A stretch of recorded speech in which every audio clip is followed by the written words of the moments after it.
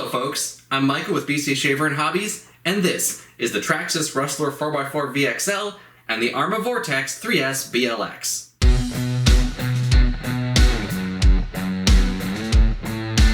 The Traxxas Rustler has been a staple of the RC hobby since 1994 and has introduced generations of drivers to the fun of fast off-road RC cars. While you can still buy the original two-wheel drive Rustler, Traxxas introduced the Rustler 4x4 in 2018, and it has taken the RC world by storm, becoming one of the best-selling RC cars in all of Canada. Its success has inspired other companies to step up their game, and a perfect example is the brand new Arrma Vorteks 3S BLX.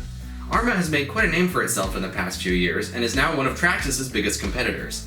Today, we're going to find out if the Vorteks has what it takes to compete with the Rustler. Now on the surface, these two trucks are extremely similar, so I'm going to go over what they have in common first. Both are 1/10 scale four-wheel drive stadium trucks with almost exactly the same dimensions. Both are powered by 550 size brushless motors that can run on a 2S or 3S LiPo battery. Both have Lexan bodies with hard plastic roof rails and rear spoilers. Both are equipped with wheelie bars. Both have an electronic stability control system, which is adjustable from the transmitter. Traxxas calls it TSM, Arrma calls it AVC, but it's essentially the same thing. Both are capable of around 60 miles per hour. As for price, the Vorteks comes in at $500 Canadian, while the Rustler is a bit more expensive at $590 Canadian. While these trucks are very similar, they do have some differences as well. The Rustler has a Traxxas Valinian brushless system with a 3500 kV motor, while the Vorteks uses a Spectrum Firma 3200 kV motor. The Rustler uses Traxxas' clipless body mount system, which is also used on the Haas, Max, and X-Max, while the Vorteks uses conventional body clips, although they are tethered to the body so they won't get lost, which is a nice touch.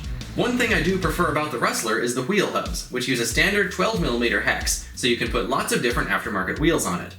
The Vorteks uses a much less common 14mm hex, which severely limits your wheel options. If you want to use different wheels on the Vorteks, you'll probably have to install different hubs as well. The Vorteks is significantly heavier than the Rustler, but unlike the Rustler, it comes with a Metal Gear servo out of the box. The Rustler has a slightly higher advertised top speed of 65 miles an hour rather than 60. The difference shouldn't be noticeable in normal driving, and in both cases you'll have to install different gearing to reach that speed. The Rustler gives you a much wider range of options as well. The Vorteks is available in 3 colors, while the Rustler is available in 5. There's also a brushed version of the Rustler available, while the Vorteks is only available in brushless. So if you don't need the extra speed and want to spend less money, the Rustler is a foregone conclusion. Both trucks are designed to run on a 2S or 3S LiPo battery. The Vorteks lists its minimum battery specs as a 5000 mAh 50C 2S LiPo. The Rustler is a bit less picky, and it can actually run on a nickel metal hydride battery if you wanted to, although obviously it won't be quite as fast. The Vorteks has an IC5 battery plug, while the Rustler has the standard Traxxas plug. For this review, we ran the Rustler on a Traxxas 5000 mAh 3S LiPo, and the Vorteks on a Horizon Smart 5000 mAh 3S LiPo. Now, so far, the playing field is pretty level here, but I should mention a fairly major problem we had with the Vorteks. I noticed this when I first took the truck out of the box. This wheel has barely any wobble to it. That's fine, that's normal. All the other wheels are like that as well, but this one wobbles all over the place. If I lift it up, you can wobble it vertically as well. So there's clearly something fishy going on there. So as you can see, I've taken both front wheels off the truck, and each side has a small bearing on the outside, which is there on both sides, and this large bearing on the inside, and it's here on this side. This side, it just fits together like this. So this side is perfectly fine, doesn't wobble.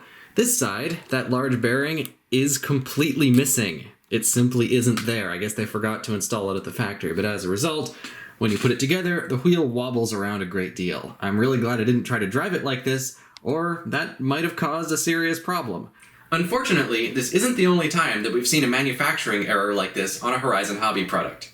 I'm sure it only affects a tiny percentage of Vortexes sold, but it is something to watch out for. Before driving the truck, I installed a new bearing to replace the missing one. Anyway, enough talk, let's take these two trucks out in the field and see how they actually perform.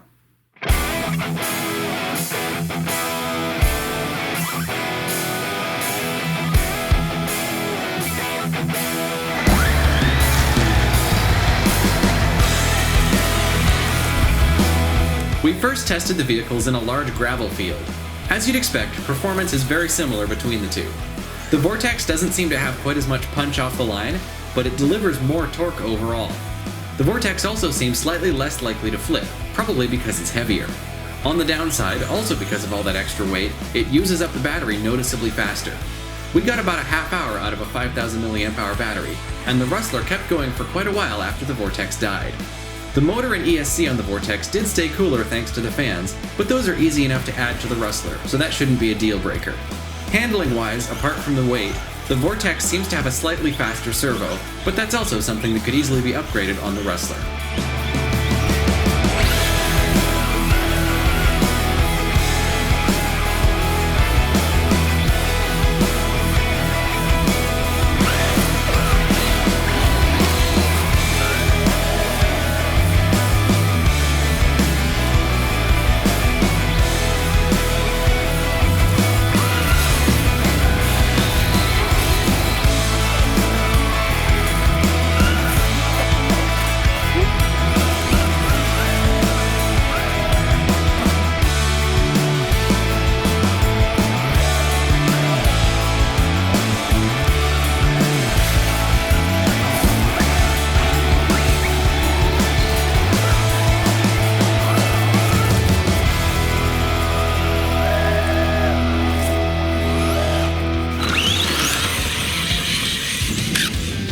What was that?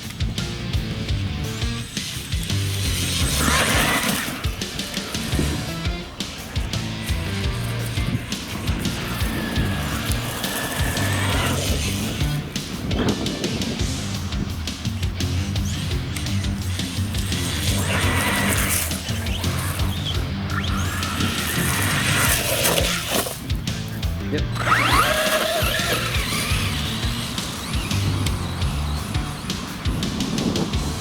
Well, I don't hear any weird screechy noises from this one. It really likes to pick the nose up, doesn't it? Yep.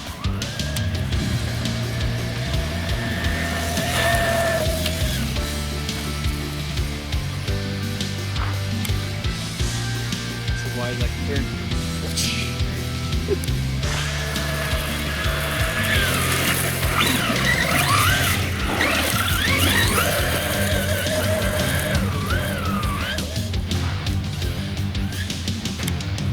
Whoa! Landed on its wheels.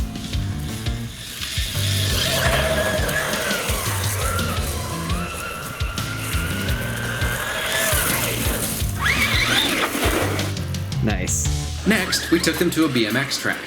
To avoid breaking parts, we set both trucks to 50% power, since they're a bit too fast for their own good on 3S. On the Rustler, this is done through the ESC, while the Vorteks has a switch on the transmitter. Both cars are fun to slide around and take off jumps, and both handle reasonably well with a bit of practice.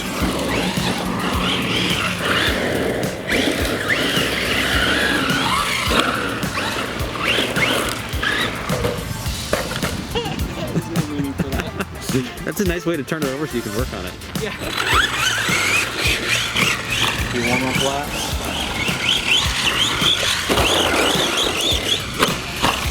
This one is quite a bit heavier than the Rustler, so it'll be interesting to see how it handles the jumps. The Vorteks has a better radio, but the vehicle itself isn't quite as nimble, so it's hard to pick an overall favorite. They both have their pros and cons.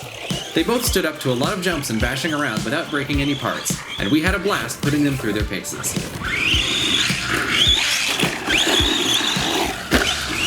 It is much easier to handle on this power. Yep. He says, crashing it.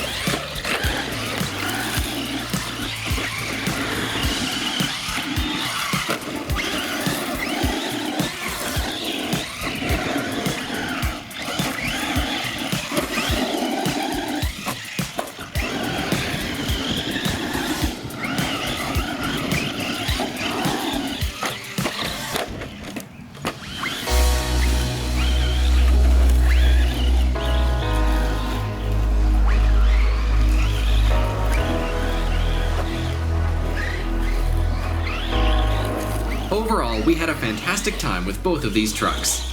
Apart from the quality control issues with the Vorteks, which I'm sure will be solved in time, I didn't really have any major complaints about either of them. Overall, my personal preference leans towards the Rustler, but they're both great examples of how far the RC hobby has come in recent years, and they're both a blast to drive.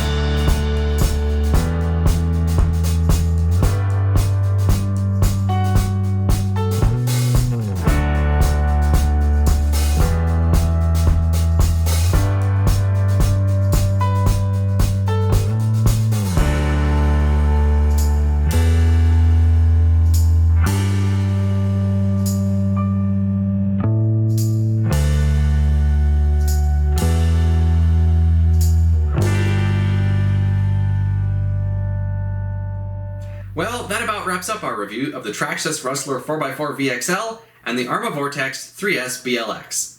Both of these trucks have their pros and cons, but whichever one you choose, you'll be getting a fast, sturdy, and very fun off-road vehicle. To get your Rustler or Vorteks, visit us at BC Shaver & Hobbies or online at bchobbies.com. If you'd like to see more videos like this, please subscribe to our YouTube channel. I'm Michael, and I will see you next time.